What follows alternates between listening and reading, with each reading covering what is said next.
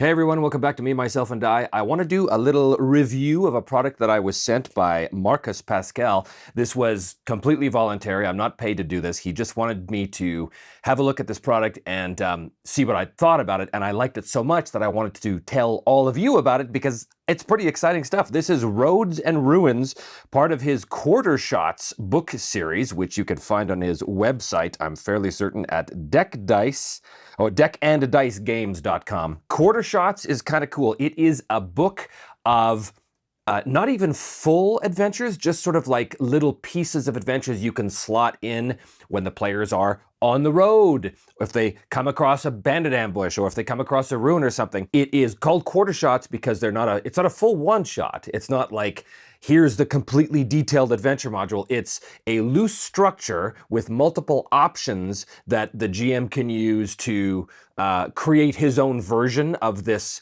encounter, basically. It's like a side encounter, like a side little mission that the players might encounter if they're on the road and you as the GM want something to happen, or maybe you roll a random encounter, but you're not exactly sure what that is. You can just pull up this book and pick one kind of at random and see how it works. So let's have a look at this thing. So Roads and Ruins by Marcus Pascal.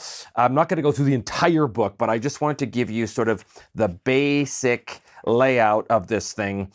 The way the adventures, I'm just going to call them adventures, the way the adventures are structured, I really like, because it's one adventure per 2 pages. So, every time you open a page of the book, this is one adventure. If you look on the side here, this is sort of a quick tab system to let you know what the focus of the quarter shot is. So for example, this is called Ghost Tower, and along the side here, we've got Sanctuary and Puzzle. So that tells you that this adventure deals with a place, a sanctuary, like a ruin, and there's a puzzle. There's something weird about it. Over here, we've got a trap and a moral quandary. This is something called Orchard Ambush. So maybe you're like, well, I want something to do with a mystery. I want a mystery for them to solve. Well, look at this. You can go mystery and a trap. So you know that those are the 2 key features of it. Or over here, mystery and a puzzle, right? This is a series of standing stones the characters come across, and it's this mystery and a puzzle that they have to solve. So far, so good. That's really good. Let's have a look at the first mission. Now, the first mission is about the characters hired to escort a carriage through the woods and they get ambushed. That, in combination with this font right here, really makes me think of Warhammer First Edition. And that is a very good thing, because Warhammer First Edition was one of the great games of all time, in one of the greatest settings, fantasy settings of all time. So to see this with this font, which is the font they used in the Enemy Within supplement, the first edition of it, this brings back a lot of very, very positive memories, a lot of good feels when I see this. Anyway, so how these things are structured is, you've got the basic description for the GM of what this is. So the first one is called Decoy Escort. It's a job and a trap. Those are the 2 main features of it. The party is hired to escort a carriage of valuables to a nearby town. They have several road encounters before being ambushed. They soon discover the carriage was just a decoy full of rusty nails. So it tells you everything. It tells you the beginning, middle, and end right there. Oh, by the way, spoiler alert, if any of you are planning on going through any of these Roads and Ruins adventures, I'm not going to talk about the details of all of them, but I am going to talk about the details of the very first one. So consider yourself warned, I guess. So then you have the job offer and the carriage. So this is the setup now, okay? Now, what I really like about how this is structured is when you look at the setup here. So let's look at the job offer first. First of all, it's broken down into point form, which I really like, because with point form, it's easy to comprehend, and it's also easy to get the main chunks of the necessary information in your head quickly. But in addition to that, each point is organized in such a way as to tell you how to use it. So if you see a point that has an arrow, it means that this is information that's going to be immediately or eventually apparent to the players. So you know that whatever is indicated by an arrow is something that you can freely talk about.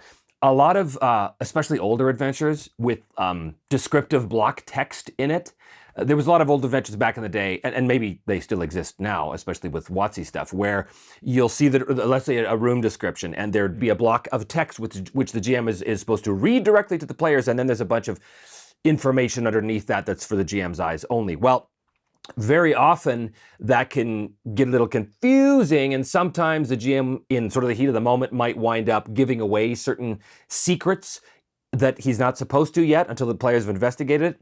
That can happen. But this system kind of mitigates that quite nicely, because if you see an arrow, it means this is player safe. This is stuff that the players are going to be immediately aware of. And more so, if you see text in bold, that means that's really important information. And if it's in bold and italics, it is text that could be read directly to the players. So the job offer, we have an arrow here, which tells that this is going to be immediately apparent to the players.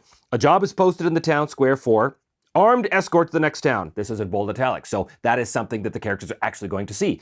Armed escort to the next town with a handsome fee commensurate to experience and title. So this is the job offer, very, very simple stuff. And then the next point is the PCs meet their employer, this guy named Edril Plowerson, who basically tells them, this is the job, go do this thing. And it's basically escort a carriage, and then we have the carriage. Now this is where it gets quite interesting. The first point, again, it's an arrow, so that is something that the players are immediately aware of. It's a sturdy-looking padlocked box transport, and the words, it's a sturdy-looking padlocked, are in bold, which means this is important, so it's something for you as a GM to highlight, okay? Then the driver is Doral, a young man in an oversized chainmail shirt with a cocked crossbow at his side. Again, these are important things. Then we have this. This is a magnifying glass icon, and what that means is, and I really, really like this, these are details. If you see a magnifying glass, these are details that are going to be available to the characters if they do some sort of digging, right? If they do in some sort of investigation. Doral is quite inexperienced, but faking it. So that isn't immediately apparent to the players. But if one of the characters says, you know what, I want to do an insight check on him, or something like that, then if they succeed in that, then you can, show that, oh, well, Doral, even though he's got this cocked crossbow, it's clear that his finger is on the trigger, which, of course, anyone who travels with a crossbow knows. You never put your finger on the trigger until you're ready to shoot. But stuff like that. That's really cool because it helps flesh out this encounter with little details, and it gives the GM quick tips on how to run this, right? Like immediately, this is suggestive of an interaction the players can have with this situation that makes them more actively involved in it. I really like that. And then we have the road encounters in this particular quarter shot. There's 3 encounters that you run in the order of your choice, but one of them is the ambush. Which one is that? Well, you pick. It's totally up to you. You can mix and match. But through all of these encounters, you have the arrows, which show what is immediately apparent to the characters. You've got the magnifying glass, which, again, this is an opportunity for players to investigate and find out more stuff that could help them. For example, this one, primate hunters. So the first bullet point is a caravan of 4 hulking covered wagons approaches, and the front driver asks the PCs to pull off to the side so that they may pass. And then there's a magnifying glass. Observant PCs, and that's in bold, so that's a little clue to the GM that observant PCs means maybe if the characters make a perception roll, may notice movement behind the huge tarps. As the PCs pass, a silverback gorilla sees Doral eating fruit. So that's a gorilla in the cage in this caravan that's going by. It breaks free from its cage and attacks. Again, that's a bullet point that is obvious and immediate. Then we have this question mark. And the question mark means this is an aspect of the one-shot that you can put in as the GM if you want. You don't have to. It's not vital to the outcome, but if it's like a little bit of extra spice that might help round out the adventure. If the PCs attack the gorilla, and that's in bold. So again, this only happens if the PCs attack. If they don't, then this doesn't happen. But if they do, the hunters will warn the PCs to stop, saying, it's more valuable alive. They will recapture it with rope. There's an investigation symbol. PCs may use food to distract and calm the beast. So that is a way of dealing with the situation without combat. Again, it seems obvious, but there's a lot of, especially inexperienced GMs, who might look at this and go, oh, it's clearly a combat encounter. A gorilla breaks free. Clearly, we have to draw swords and kill it now.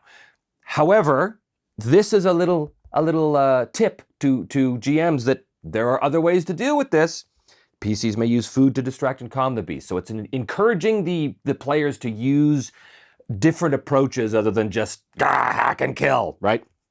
And then we have ambush. So each of these encounters, and again, there's 3 of them, you decide which order they're going to go in. Each of them has an ending point of an ambush because one of them is going to be the ambush. So if you've chosen this to be the ambush point, then the gorilla is trained and it will follow commands of the leader. Archers hide in the other covered carriages. Hunters are swordsmen. trying to get close to the PCs while pretending to recapture, if that is in fact the ambush that you've chosen. If it's not, then you move on. But regardless, once you get to the ambush, then we have this. This is the ambush section. It talks about the ambushers and the plan of attack. And again, it's broken down into sections that are going to be immediately obvious to the players and sections that are not going to be obvious, and that the players, if they choose to do perception checks, insight checks, whatever the case is, whatever's appropriate for that moment, can learn stuff that's going to help them deal with the situation, and possibly in a non-violent way, if that is their particular mean. It's really good. I really, really like this setup because it allows the GM to have a whole bunch of potential details that could be important, but it doesn't overwhelm the GM with all of these things that must happen, right? I really, really dig that. And then, of course, there's a twist ending, and this is really cool to this adventure.